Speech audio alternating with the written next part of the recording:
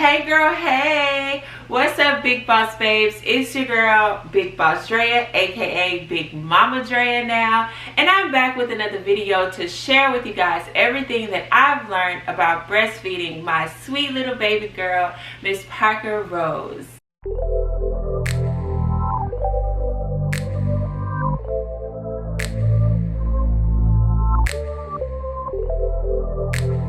Alright, so if you clicked on this video, go ahead and click on that subscribe button. Don't even wait, because you know we family already. So hit that subscribe button, hit that notification bell, because listen, I'm going to be dropping these videos and y'all going to love them. So go ahead and hit that like button and share with a friend, because breastfeeding is obviously one of the best ways to feed your baby. If you choose to use formula, hey, kudos to you. But for my breastfeeding moms, it takes a lot of love, care, and patience with yourself and your boobies and your baby to learn how to breastfeed. So I wrote a couple notes in my phone so I can make sure I give you guys everything that I know about breastfeeding. I'm going to share with you guys products, what breast pump that I use, how to get your breast pump for free. Okay, I'm going to tell you all about milk storage and how to get the most milk out of your breast. So if you're a low producing mom right now, this video is for you, because you're going to learn how to get the most out of what you have. And if you're an overproducing mom like myself, listen, it's a gift and a curse. So don't wish nothing. Just do what's best for you and your baby and keep on watching. Hey mamas, I want to share with you guys this amazing product from the Baby's Brew. They have a portable bottle warmer that you can take anywhere with you and warm your baby's bottle to the perfect temperature. It also comes with multiple bottle adapters for any bottle type, and it fits most bottles. They also have, for my formula moms, they also have a formula dispenser. You just pop the top and press the button at the bottom and it dispenses your baby's formula. Right now, I'm heating up Miss Parker's breast milk to the perfect 98-degree temperature, which is great for breast milk. It also has three other temperatures, 4 temperatures total, to get your milk to the perfect temperature for your baby. So use my link down and below to shop for your Baby's Brew product, and also use code Andrea15 for some coins off of your portable bottle warmer and formula dispenser. Alright guys, so the number one question I get asked is, what did I use to increase my milk production? And I have one answer for you: coconut water. Literally, that's it. I can tell you how I thought about using coconut water was, I was on Instagram one day and I got an ad for increasing breast milk production, and the product was a coconut water that just had all these other fancy ingredients in it. So I said, okay, well let me just look up coconut water and see if the one at HEB, our grocery store, will do the same thing. So the benefits of coconut water is, the number one thing is that it is extremely hydrating. It has natural electrolytes. It has natural things that just help your body to stay hydrated. Alright guys, so along with coconut water, I will always try to drink at least one of these a day. So I started drinking coconut water at about, I would say I was maybe 36, 37 weeks when I started drinking one coconut water a day. And then even after my pregnancy, I would say my baby is only 1 month or 4 weeks, and I stopped drinking coconut water about a week ago because I started overproducing. So it definitely works. But I still also keep one of these handy. I keep it just bedside, and I stay hydrated. If you out here drinking soda and still taking shots and doing all of that, you know, of course your production is going to be lower because your body is not getting what it needs to produce more. So make sure you are staying hydrated throughout your pregnancy and as well as post-pregnancy. And there's also different supplements that we'll talk about later, but the number one thing I used was Vita Coco from the grocery store. Okay, don't go out and spend a whole bunch of money on all of these different things that you think are going to work when coconut water is cheap and it works. So my second point was to definitely, like I said, just stay hydrated. Other things that you can drink besides water and coconut water is Gatorade and Body Armor. Of course, those are extremely hydrating drinks that are filled with electrolytes, although it does have a lot of sugar and the other stuff as well. But, you know, 1 or 2 of those, you know, 2 or 3 times a week actually, or even more than that, will also get the job done as well. So I would always keep on handy water, coconut water, Gatorade, and Body Armor. I'm gonna actually drop a video of my refrigerator, so y'all know I'm not playing. That's really what I did every week. I would go to the store and probably spend like $50 to $100 depending on my stock, literally just on liquids. Literally just on liquids. So invest in your boobies, okay? Okay, so these are, this one is actually, okay, I don't know which one my favorite, because now that it's kind of grown on me, but these are the 2 that I have. And then I drink these like every couple days because it's like super hydrating. And then of course I do Gatorade every now and then. And I got these big ass things that I try to drink 1 a day, because apparently hydration is key, girl. So don't give up, sis.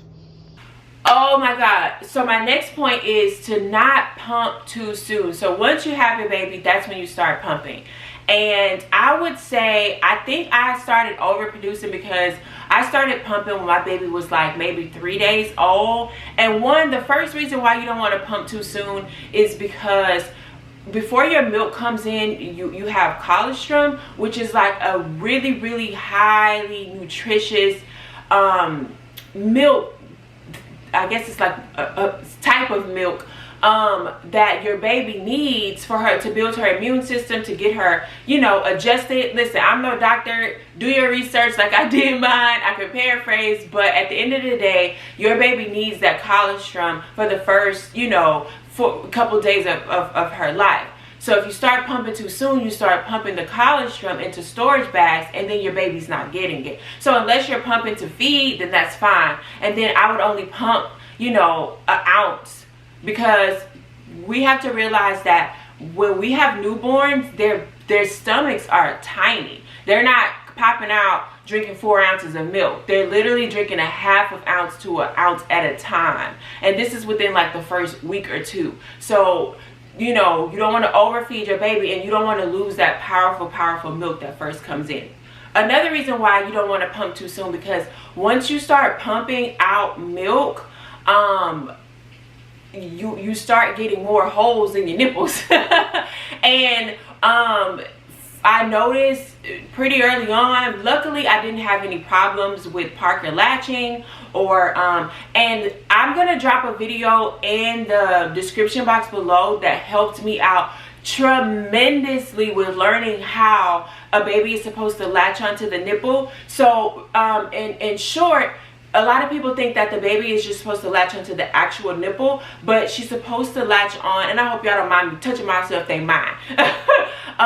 She's supposed to actually latch onto the whole thing. Like a lot of the nipple is supposed to go, areola is supposed to go into her mouth. So if it hurts, that's likely because she's just latching onto the nipple. So you want to kind of either squeeze to get him or her fully, like as much breast into the mouth as possible. And on that video, you will see that if the nipple is just to the roof of the baby's mouth, that's what's going to cause pain. But if the nipple is to all the way to the back of the baby's mouth, and she's sucking on the breast, more on the breast or the areola, then the milk is going straight down her throat. So once you learn like the science or how it's supposed to look internally, then it'll make more sense to help your baby latch on. So if you start pumping too soon and you have a newborn who's just trying to figure this whole world out, and you got 5 machine guns shooting her in the mouth, like Parker Week.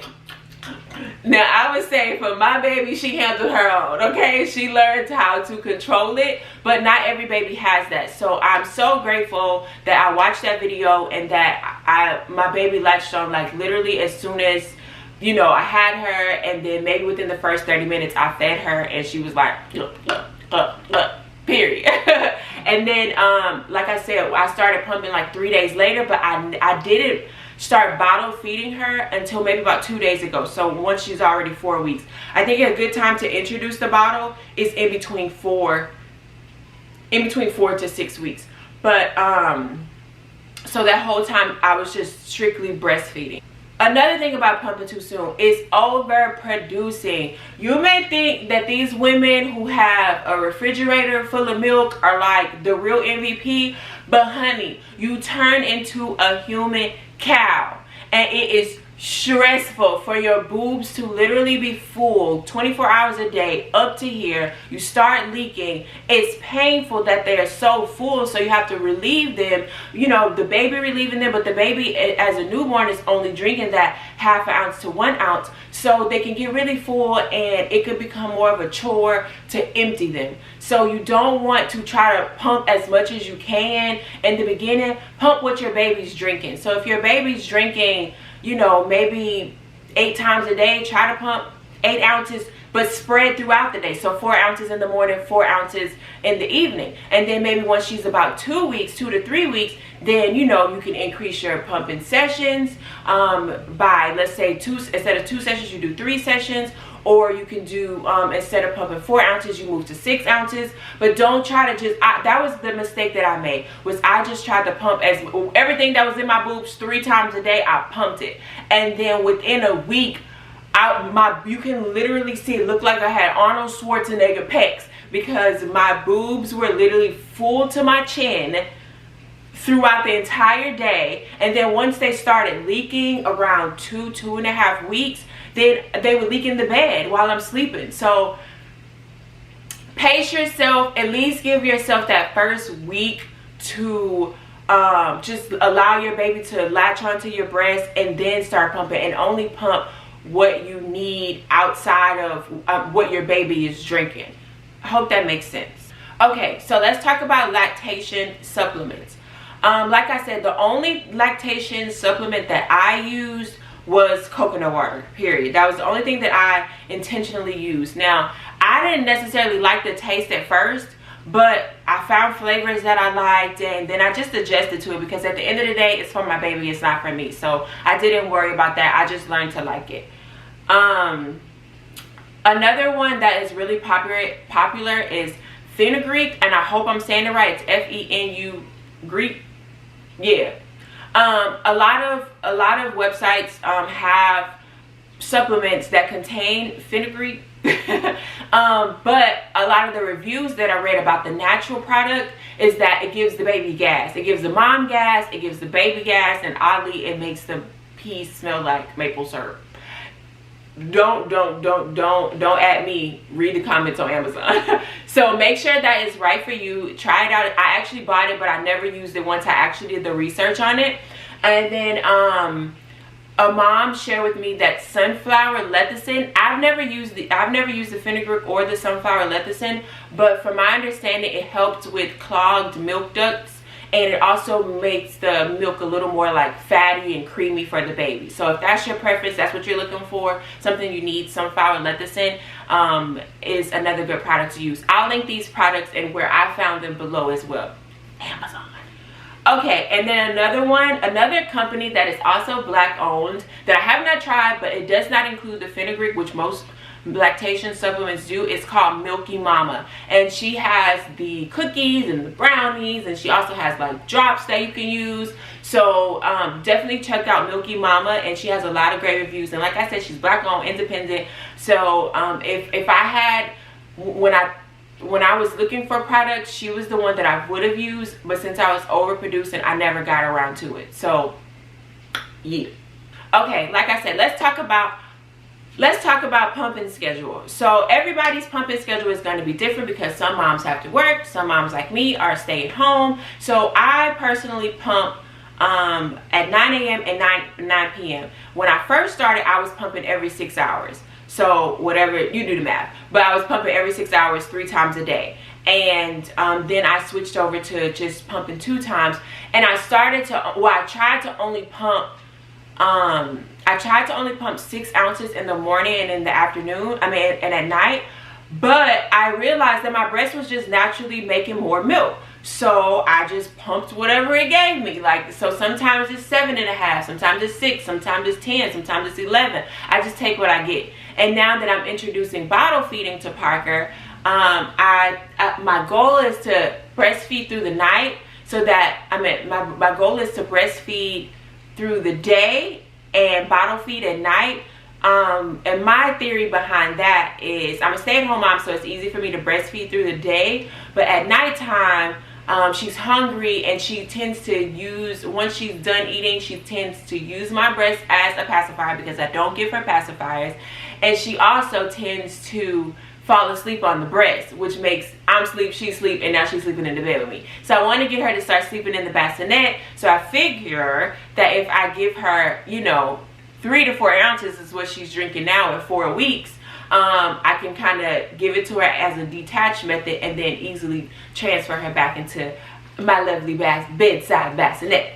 So figure out what's best for you in your pumping schedule. Try to get the same time every day, because your boobs are supply and demand. They're going to supply what they think your baby needs. Your boobs don't know if you're using a pump, a baby, a hocker, your hands. It doesn't know. All it knows is an on switch and an off switch. So, and sometimes the off switch is broken.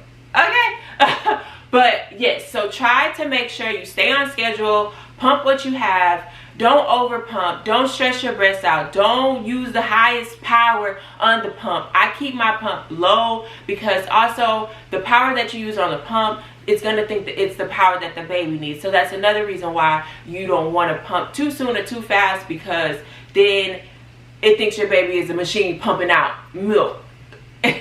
Funny story, so sometimes when I'm breastfeeding Parker and I take my boob out because I think she's done, or she's like flustered, so I take my boob out, it's still squirting her and it's shooting her like a water gun. So you want to be careful about that. Like, really pay attention to your boobs and don't shoot your baby.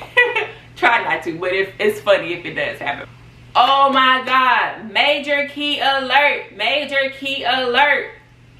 Massage them boobies. So I started massaging my boobs in the shower, and literally, y'all not feeling on myself, I'm trying to give y'all some free game. I would literally, in the shower, just like, even where it hurts, where it's tender, I would just like rub my boobs out, rub my boobs out, rub my boobs out. And then I would pump as soon as I got out of the shower. And even while I'm pumping, so I use the Spectra breast pump.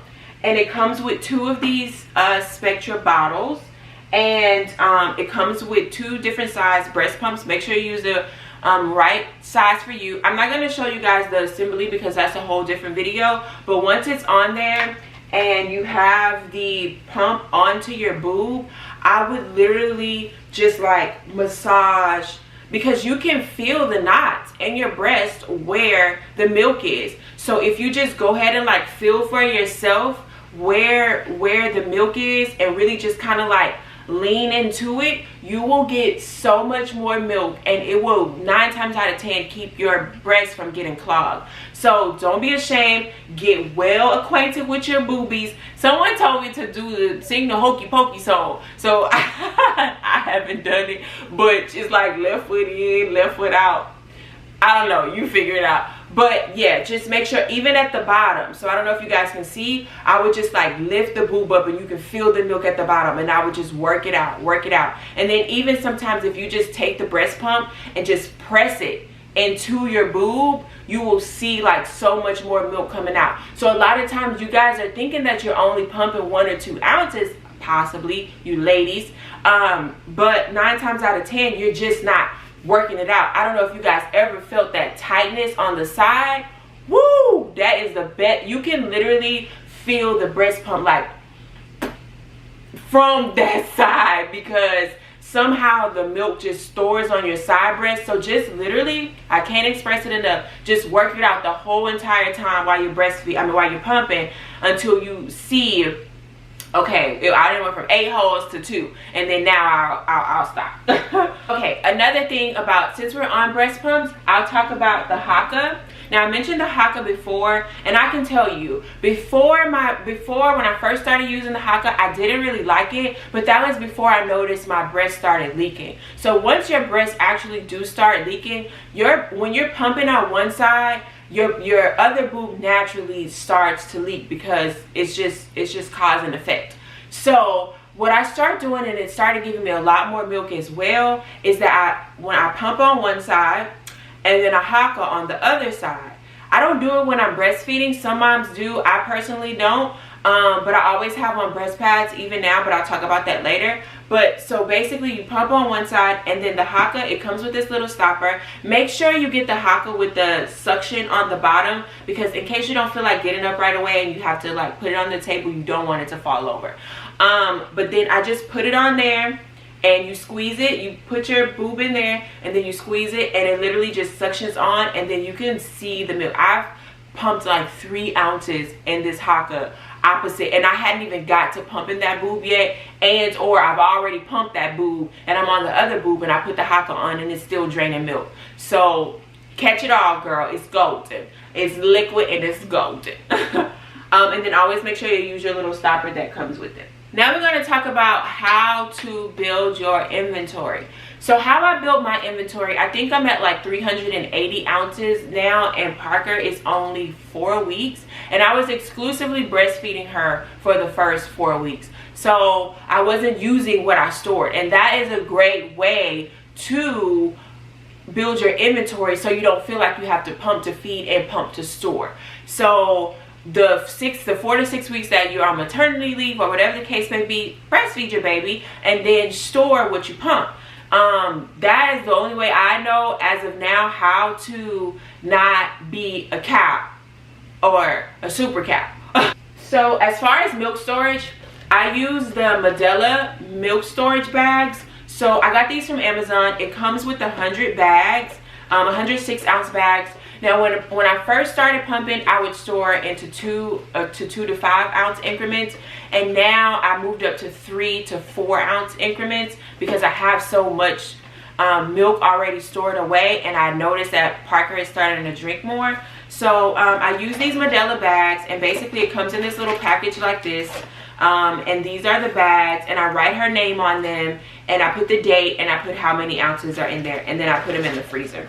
So when I put them in the freezer, I put them in a bag like this, just a regular old freezer bag, and I kind of put them opposite of each other, so top to bottom, top to bottom, top to bottom, just so it lays flat. You want to lay the bags flat so that it's easier to store the milk, because if you just throw them in the freezer, then they get all clumpy, and then it's gonna just be congested in your freezer. So try to keep it nice and neat so that it's easy to store. And also you want to keep them in the far part of the freezer, like the back of the freezer, or even better, you can keep them in the regular freezer for 6 months, or you can keep them in the deep freezer for up to 12 months.